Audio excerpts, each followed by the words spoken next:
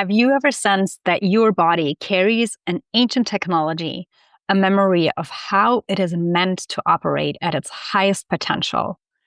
LavyLights can help you reconnect with your own original body blueprint, gently guiding every cell to remember its innate balance, vitality, and conscious awareness. With LavyLights' high vibrational imprints of nature meet quantum technology.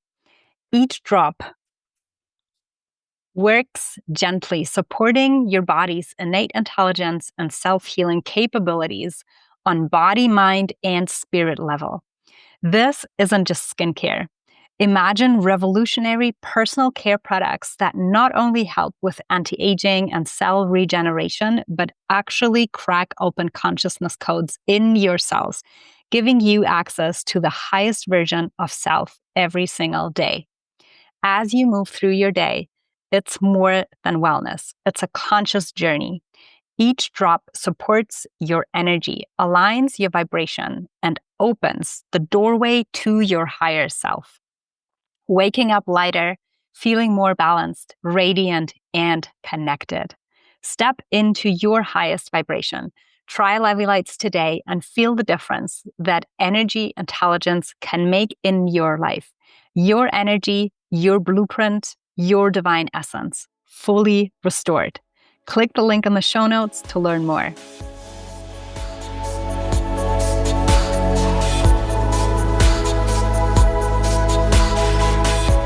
Symbols are not just marks carved in stone. They are living codes, breathing technologies designed to awaken your divine remembrance. And when you begin to understand their energetic power, you also realize you've been walking in a world of initiation all along. Every temple wall, every cathedral you've ever been to, even the curve of a flower or the silver glow of the crescent moon, they're whispering on a deeper level. Remember who you are. Remember your essence, your lineage, your sacred blueprint. I know you, and you know me. We've done this before. Remember who you are. I've had many pivotal moments in my journey and research on ancient symbols and symbology. Ever since I was little, I always felt there was a deeper layer to the hanging cross and Jesus in my grandmother's living room, or the ornamented fleur-de-lis curtain holders. And I want to share one very pivotal moment with you. I'll never forget the first time that I stood before a life-size Ankh in Egypt. It was a wall depiction in an open-air restaurant with pyramid view. And to most, it's a beautiful Egyptian cross. But for me, and specifically in that moment, it was like my whole body knew what it meant.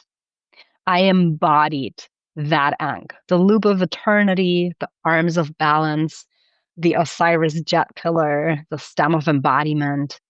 And it wasn't anymore about learning what it stood for. It was about feeling it activate me from the inside. And that was one of the moments where I understood that every symbol is a teacher and a living library of information. And you just got to come into presence with it, listen and pause to hear its story. Since then, every moment of the journey, a sacred site, a museum visit, everything has been like opening a book written in the language of the soul to retrieve these codes. And maybe you have felt that too. You notice a symbol that keeps on appearing, a cross, a flower, a spiral, and you wonder, is that a coincidence or is that actually a message being conveyed to me by the universe? You sense there is more meaning in life than what we've been told. But sometimes you can also feel lost in the translation.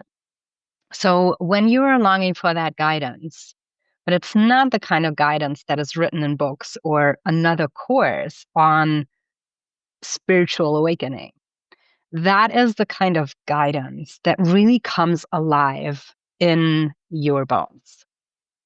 In my travels, guiding women through Egypt, France, Avalon, and beyond, I've seen it again and again. A woman will touch a symbol carved thousands of years ago, and suddenly the tears start flowing, or visions come, a deep peace washing over you. And this is not because I explain its meaning very well. It's because the energetic imprint of the symbol itself knows how to speak to the soul. And it may open an alley into your personal and maybe sometimes collective consciousness or your Akashic records or even past lives, all guided by the signature of the symbol. And my role is simply to create and hold that space so that you can actually listen and feel. So here's the truth. Symbols don't belong to any culture or religion. They are universal access points to a greater map of consciousness.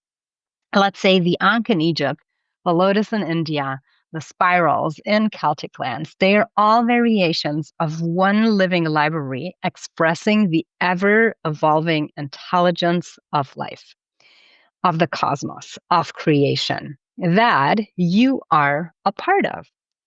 So you don't have to memorize meanings like a dictionary. All you have to do is experience them, breathe them in, and let them unlock what is already alive within you. In this episode, we'll explore 6 ancient symbols that guide us on the journey of remembrance. We have the cross, or the Ankh, the rose, the lotus, and the lily. So we're taking them as one. The flower of life, the 𝘁𝗏𝗃, the crescent moon, and the Ouroboros. Each carries wisdom for your own pilgrimage of ascent and descent into your own gnosis, whether inward or across the world. And if you feel called to walk these symbols in their original temples, I'll share a little bit about the upcoming journey to Egypt at the end. So let's begin. First, we'll have the cross, or the Ankh, one of the most ancient symbols on the planet. Now, I'm inviting you to take out all the notions, perception, preconceived ideas that you hold about the cross and just empty yourself for a moment. Closing your eyes and imagine a luminous cross as a hologram over your body. And it might be the cross or it might be the Ankh with the eternity loop at the top. And feel the whispers, feel the wisdom of, I am the meeting place of heaven and earth. That vertical line that rises towards the heavens, connecting you as that vertical axis, as a walking bridge between the heaven and the earth. Also calling you upward into a higher consciousness, calling you downward into your human expression.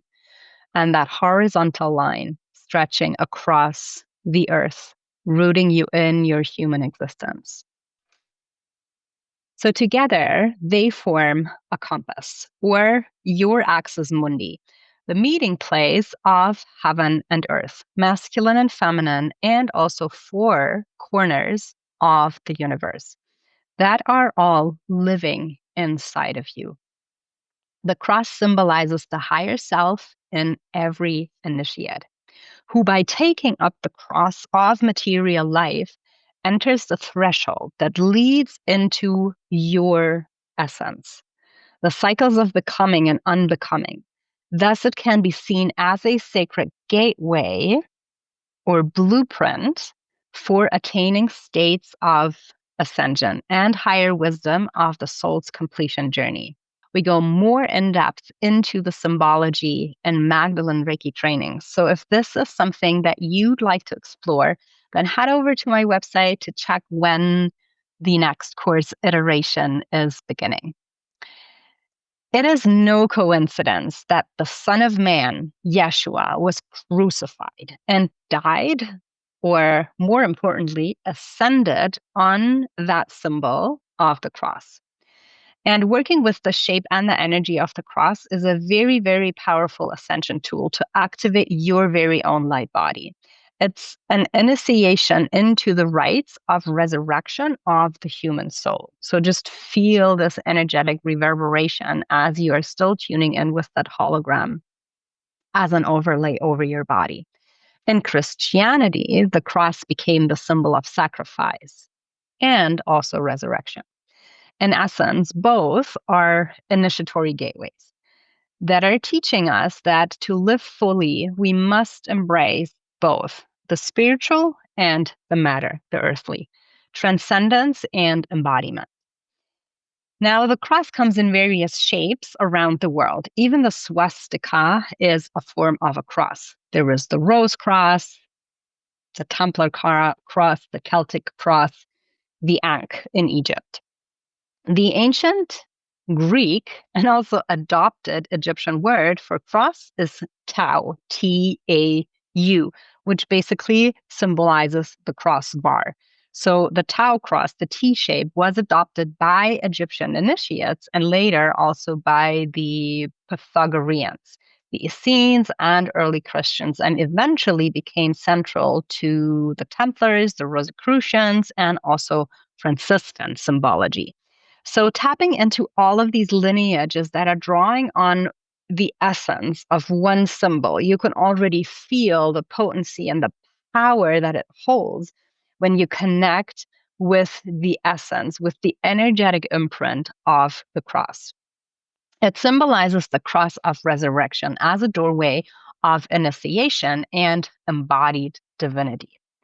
And now let's look at the Ankh. So together, the Ankh is, the lower part is the 𝗊, that T bar.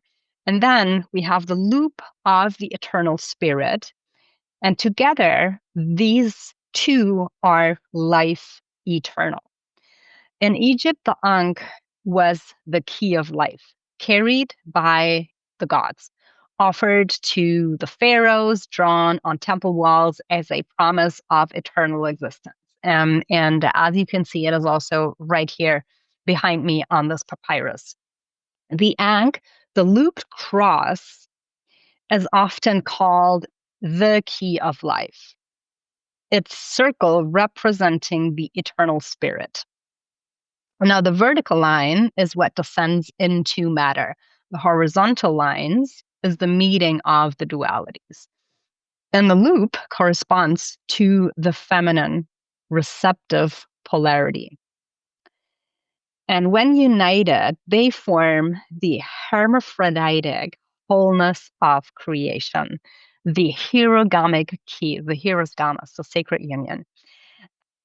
And also, if you look at the depiction and you have an overlay of the feminine reproductive organs, the fallopian tubes, the uterus, the cervix, it's the very same.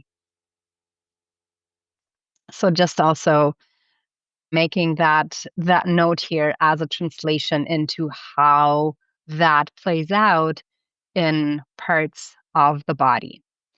In esoteric Egyptian priesthood or priestesshood, the Ankh wasn't just symbolic, it was also very functional. So priestesses and priests were often depicted holding the Ankh to the lips of initiates or gods or pharaohs, and that represented bestowing the breath of life, the transmission of the prana or the spiritual current to the initiate. And some mystery traditions describe the Ankh as a copper or even like gold instrument that was used to conduct subtle electric or telluric energy, like a tuning fork between the Earth's magnetic currents and also the human energy field. The Ankh also encodes biological and geographical mirroring, as I just said, with the reproductive organs of the feminine, but also the loop as the head, the crossbar, the arms, and the vertical stem, the spinal column, and the legs, which would be Osiris and Isis. Thus, the Ankh is also a map of the human form as a temple of life. And when you look at the Ankh not as a hieroglyph, but as a technology of consciousness, it becomes clear why the Egyptian initiates paired it with the Ka and also the 𝗪𝗵𝘁 practices. So the Ankh was really the battery or the key to charge the car, to charge your car as an infusion of the breath of life into your energy body. And if you feel intrigued by this concept and would like to experiment with this as you activate your very own 𝗪𝗵𝘁, then join us in Egypt this December. Initiation into the 𝗪𝗵𝘁 grid from 11th to 18th of December. That is your journey to connect deeper with the codes of Egypt and activate ancient body technology for ascension in your cells with the Ankh and a lot of other symbols that you'll find and that activate you in Egypt. All right, let's transition to the second symbol, which is the flower of life, the blueprint of creation. Now, I want you to, just for a very brief moment, close your eyes again and picture a pattern of interlocking circles forming a radiant mandala, the flower of life. The sacred geometry has been etched into many temple walls.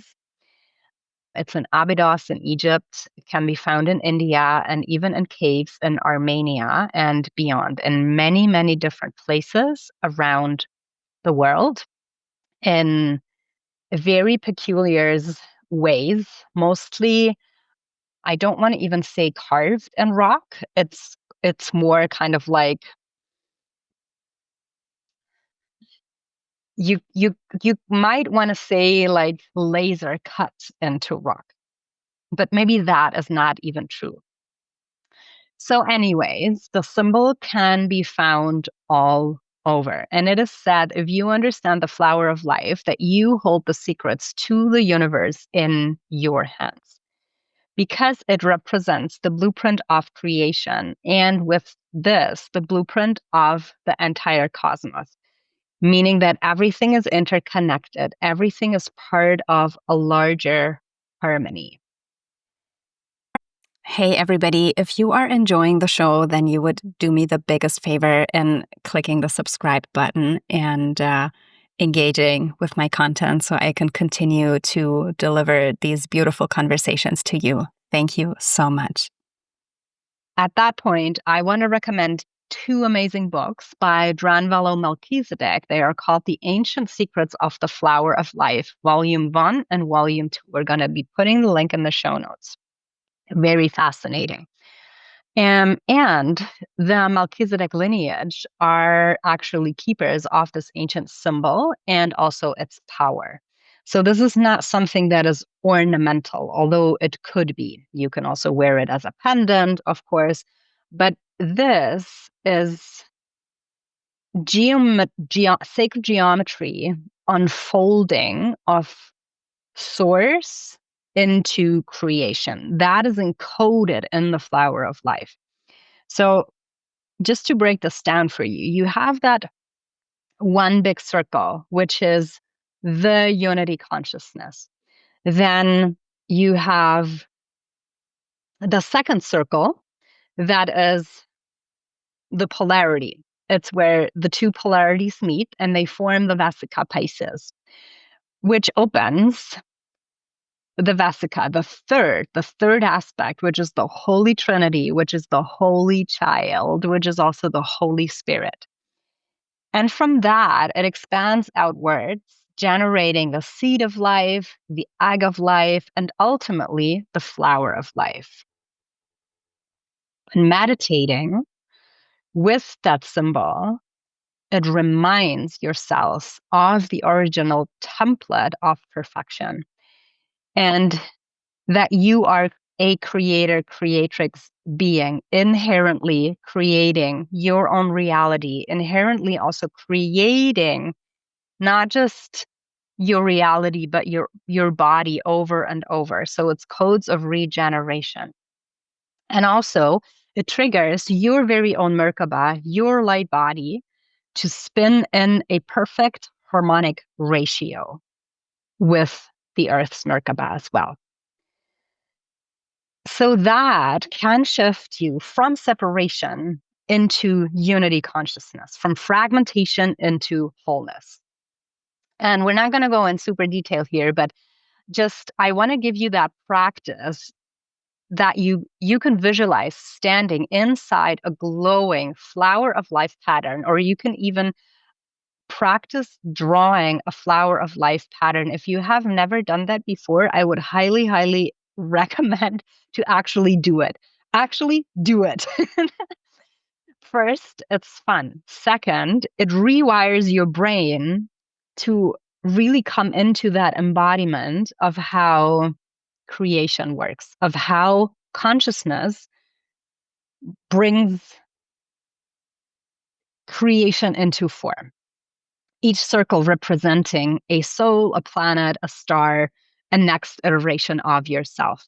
So feel yourself standing into that. It's also great if you draw it and then you stand on it to really recharge yourself, or you can recharge your crystals on that grid. So feeling yourself woven into this cosmic web of life. And then you whisper, I am one with all that is. I am one with all that is. I am one with all that is. Okay, letting go of the flower of life and transitioning into the flowers.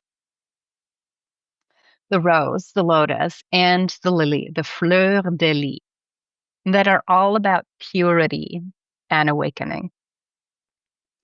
So once again, as you tune in with these symbols, visualize a flower blooming as an overlay over your heart.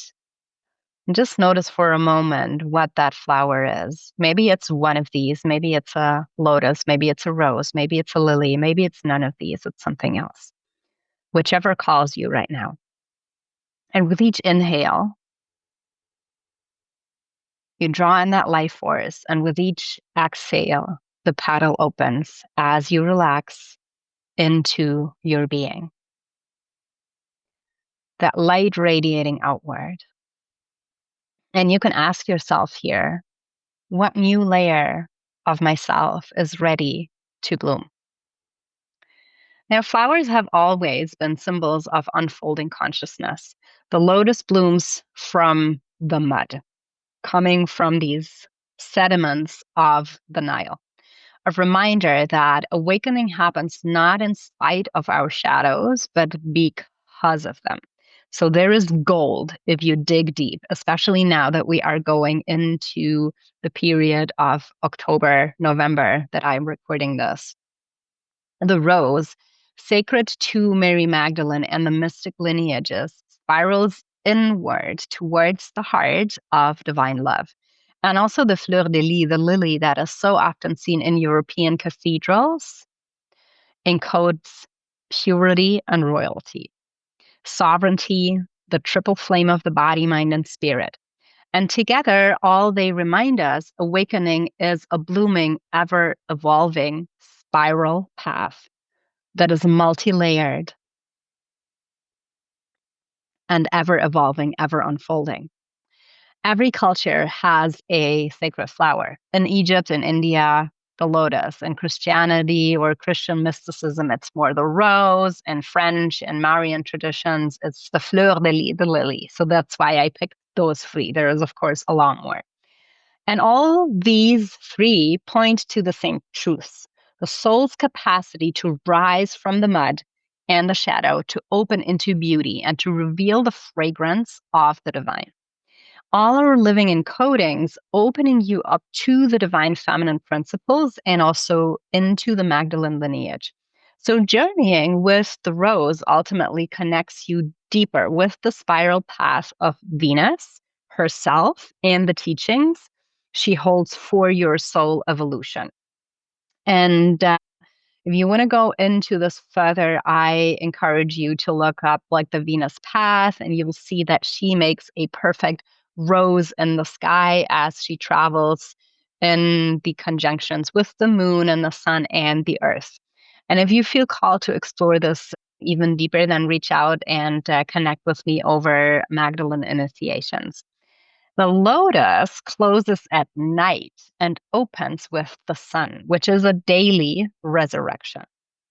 And also the rose unfolds petal by petal, revealing deeper layers of mystery inside. And then I want to touch a little more on the lily, the fleur de lis. Within the fleur de lis, the Sophia rises. Wisdom, love, and will bloom as one. The initiate becomes the Holy Grail. She is also called Lily of the Magdalene. The fleur de lis is literally a stylized lily, and in early Christian and Gnostic iconography, the lily is the flower of Mary. This is it. It symbolizes purity, sovereignty, and also priestess lineage. Gnostically, Magdalene is the embodied Sophia, so wisdom incarnate who carries the bridal chamber teaching of the Christos. And that is why it is also so often called the triple flame of the divine, or also seal of the Gnostic knight. So within Templar and Cathar lineage currents, the fleur de lis was used to mark initiates who had passed the inner mysteries of the rose cross. Remember the beginning of the rose tau, the rose cross. It signified that the knight or the priestess had united the three flames within, the wisdom, love, and power, and could serve as a living grail embodiment. And it also encoded a warning. So only those who had harmonized these three currents within were safe to wield the deeper esoteric knowledge and to harness these inner powers. So this triple flame of the divine is the knowledge, which is the gnosis, the left petal, the Sophia.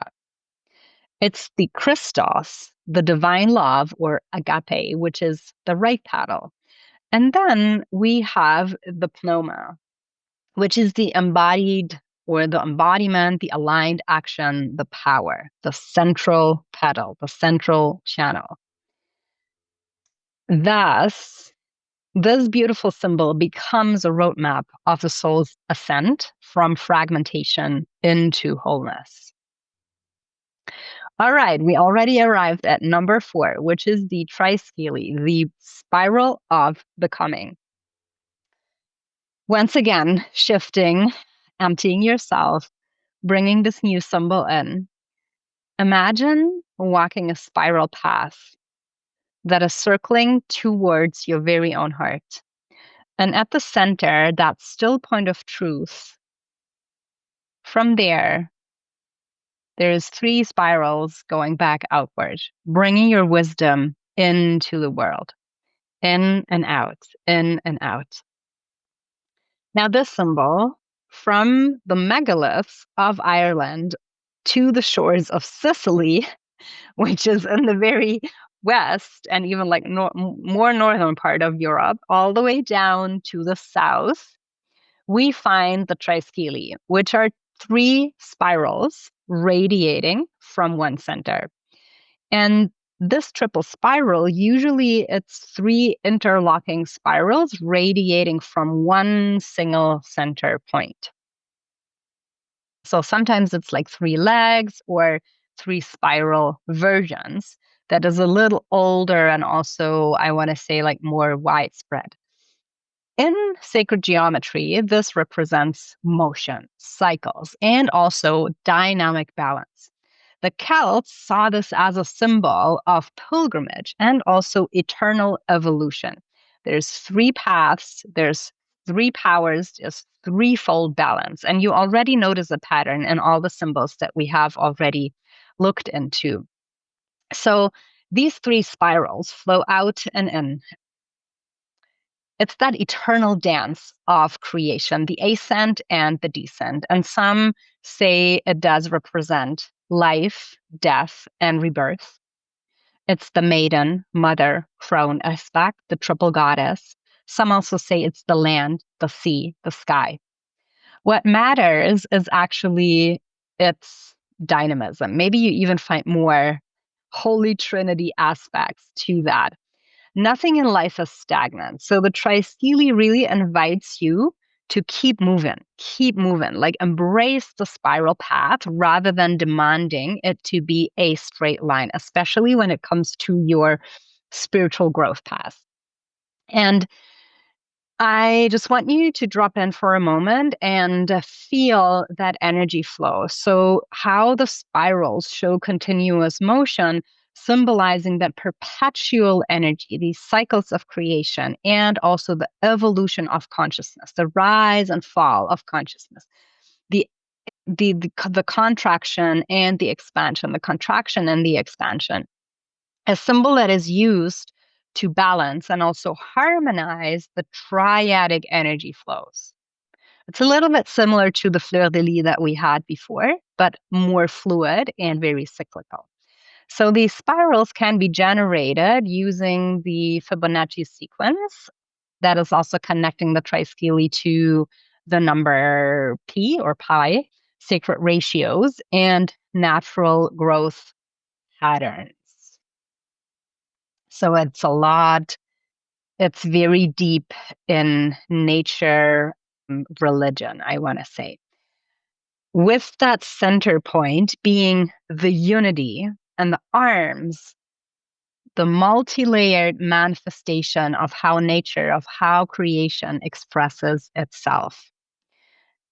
And when you meditate with it, you can use it as a rotational energy activator, depending on which way you spin the energy. So counterclockwise, it would be releasing, more going into the descent, excavating maybe shadows, maybe just like aspects that are more on the hidden side of consciousness, and spinning the energy clockwise would be more of the reclamation path, like reclaiming what is yours.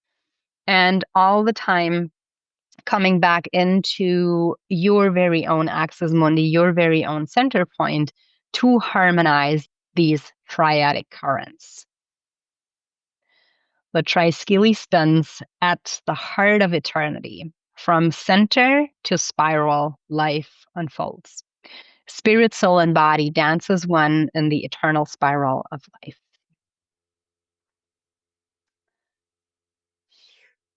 Moving on to the next symbol, which is the crescent moon.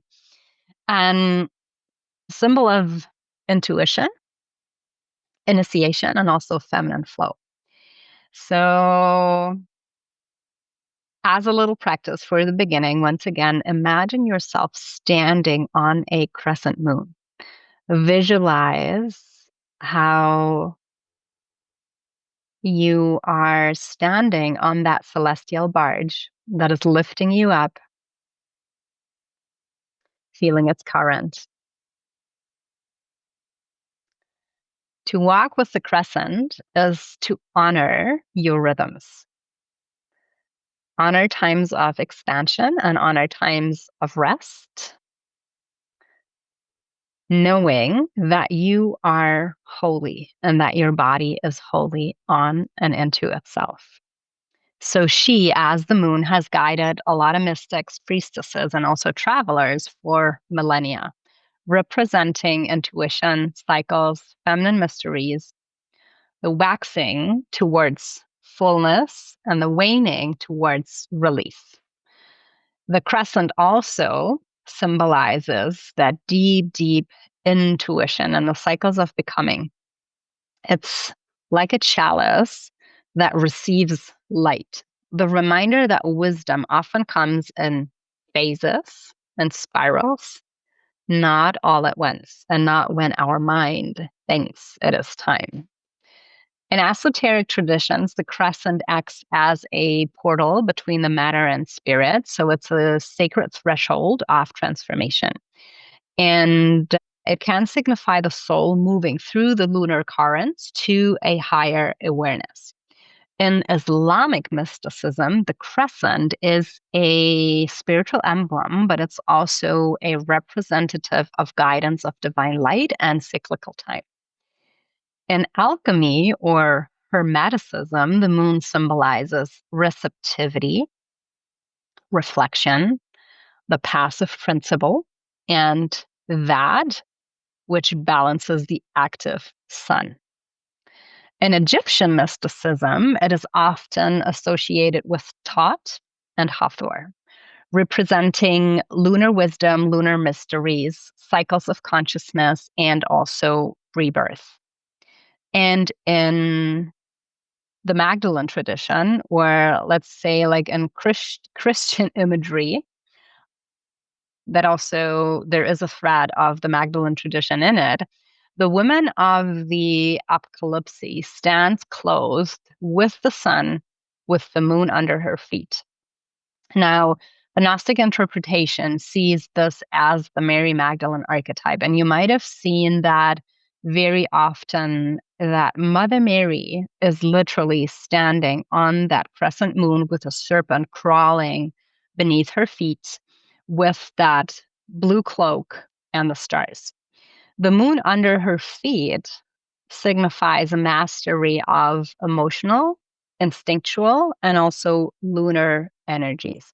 She was, apart from being a star walker in that celestial barge, a high master of Sophianic wisdom, but also how to bring consciousness into form, which is the virgin birth. The crown of her stars is her initiation also into the cosmic wisdom. And as that whole figure, she represents the resurrected feminine that is guiding humanity into the new age. So that crescent under her feet also emphasizes her authority as a high priestess, as an initiatrix of others into these mysteries, not just as a follower. So she is that living bridge of Sophia, activating her heart and her 𝗪𝗵𝘁, her light body of herself, but also activating that in other initiates.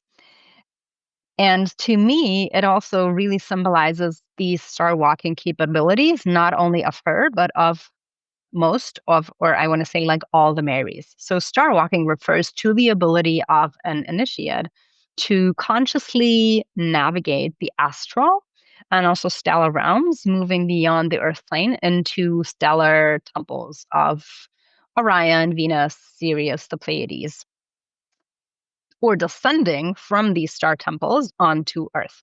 And in Egyptian terms, this was a trained skill amongst the priestesshood, and also and so were the Marys. So that dimensional travel is being spoken into here. So I see that as the Sophianic return, a restoration of the feminine's ability to really navigate cosmic realms and also guide souls as these threshold guardians between death, rebirth, the ever-evolving cycles. So what does it mean? It means that the Magdalene standing on the moon with the crown of the stars can be, she has mastered the lunar tides. She carries the stellar consciousness, and she can guide others on the ship of Ascension. So I have had really true profound experiences with the symbol and with Mother Mary, and also Mary Magdalene and Yeshua and the part of Coptic Cairo, that we will also be visiting in the upcoming sacred tour to Egypt in December. You'll find the link below. If you're interested, then join us. So lastly, we come to the Ouroboros, the eternal cycle. Let's explore its Greek roots, its Egyptian origins, and also other mystical interpretations. But before that, I want you to imagine that you stand in a beautiful golden circle of light. And in one hand, you're holding the end, and in the other, you are holding the beginning. And it's an ever-evolving circle: ascent, descent, death, rebirth, life. Nothing is truly coming to an end. Everything is always just renewing itself. The serpent devours itself to birth eternity. Within the circle lies no beginning, no end. To embrace the Ouroboros is to dance with your own infinity. Now, the serpent eating its own tail, the Ouroboros, is one of the oldest symbols in the world. It represents eternity, cycles, the truth that beginnings and endings are not opposites, but part of one circle. The Egyptians drew it as encircling the sun god Ra. The alchemists used it to describe the ultimate transformation. And in our own lives, it's a call to remember your inherent infinity codings and to release fear of endings. Every ending is the seed of a new beginning. To live in Ouroboros consciousness is to trust the cycles rather than resist them. And especially now, as we are going into the darker season in the Northern Hemisphere, as we are moving towards winter, as we are moving into the season of transformation with fall, with Scorpio, with Samhain, embrace that. Allow the Ouroboros into your life and work with its energetics. The word Ouroboros comes from Greek, which means the ura or aura, that is the tail, and the boros, that is eating. So what it literally means is tail devourer, which also speaks into enjoy every part of your consciousness that is decaying, that is dying, devour on it so it can become your fertile nourishment and growth for the next iteration. Eternity and cyclicality. Wow, what a word. It is life, it is death, and it is rebirth as one continuous flow. Sometimes it's not depicted as a circle, but it is actually also depicted as the infinity symbol, the 8. And the unity of opposites, the coexisting contradicting truths, the beginning and the end, the creation and the destruction, the male and the female, that are all part of the same coin, that are all part of the same universe. Things need to die in order for other things to grow and to live. So in Hermetic texts, the Ouroboros is a symbol of the one, like the one, the unity consciousness, the source, God, you name it. The source that contains and renews itself endlessly. In Egypt, earliest depictions are in the temple of Set in Abydos and also in Tutankhamun's tomb that are often depicted as a serpent encircling the sun or a god, a deity. The Ouroboros in Egypt symbolized the eternal cycle of the cosmos, more so the solar cycle, and also the regeneration of Osiris as the son of man. It was also linked to the canopic guardians, the cycles of life and the afterlife, and sometimes even represented the primordial waters of Noon, the cosmic sea from which all life emerges.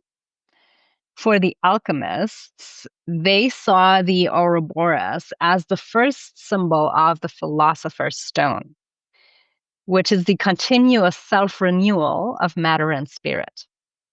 So that symbolizes transmutation, which is turning the base into gold, which is turning ignorance into gnosis. It's integration, uniting conscious and the unconscious, integrating the masculine and the feminine into the 𝗺_𝗆𝗇, the sacred union, And it is the perpetual motion, the eternal circulation of cosmic energy, of your body energy, of your prana, of your chi, of your ka. There is also more mythologies around the world in the Norse. And the Norse, we have the Hindu, we have the Mesoamericans. So in all of these, or even like the Gnostic and the Magdalene tradition, where it's also a big symbol, all of these draw on the symbol of the Ouroboros. So again, we have a vast, vast collective consciousness, a wisdom, a knowing, an embodiment that is behind when we connect, when you connect with the energetic imprint of that symbol.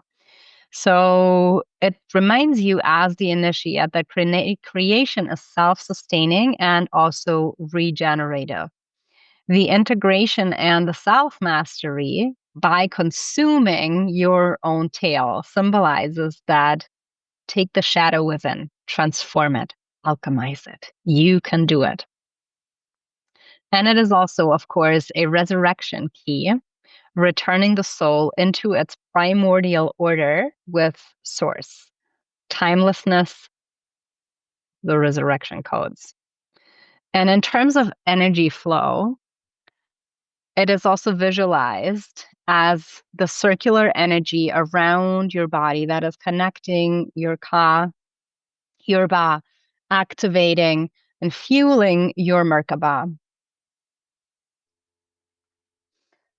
Okay, so I want us to take 3 deep breaths to really connect and also take in and let go and empty once again as we have journeyed through all of these symbols. And you can always come back, save the episode if you want to go back and re-listen. There's a lot here. There's even a lot more that you can find when you go down the rabbit holes with one or more of these symbols. And as we close, I want to invite you, into that very special trip initiation into the 𝗪𝗵𝗀 grid that is coming up in December in Egypt. And many of these symbols are not just drawings or artifacts in the museum, but they are literally alive on the walls or in some sort in these temples. Etched in stone, thousands of years ago, really still humming with this energy, because what you want to do is you really want to take them into your energetic field and into your embodiment. So they become a living guardian, a living compass inside of you. So on our upcoming pilgrimage to Egypt, we'll walk among these symbols and we'll also meditate with them and in their original context and allow them to activate your very own remembrance.